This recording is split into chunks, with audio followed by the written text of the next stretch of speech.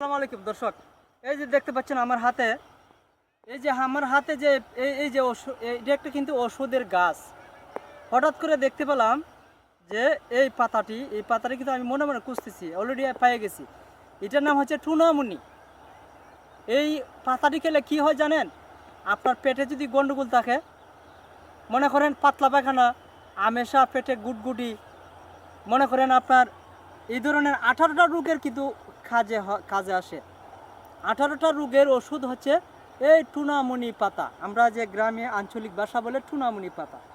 এই যে আমি পাতাগুলি উঠাইয়া নিলাম, এই পাতাগুলির মধ্যে দেখবেন আমি খাবো। এগুলি পাতা আমি নিয়ে যাব বাসায়, নিয়ে আসাইরা আমি খাবো।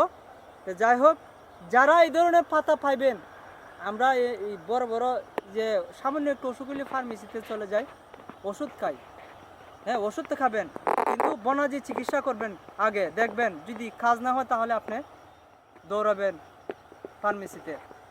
এই ওষুধটা সর্বোচ্চ ওষুধ। এটা হচ্ছে আল্লাহর কুদরতি ওষুধ। এটা খাইলে কিন্তু পেটের জন্য ভালো, সব দিক দিয়ে ভালো। 18টা রোগের ওষুধ। যারা ভিডিওটি দেখতেছেন অবশ্যই লাইক কমেন্ট শেয়ার করে দেবেন। Thank you. আল্লাহ হাফেজ। আসসালামু আলাইকুম ওয়া রাহমাতুল্লাহি ওয়া বারাকাতুহু। Thank you all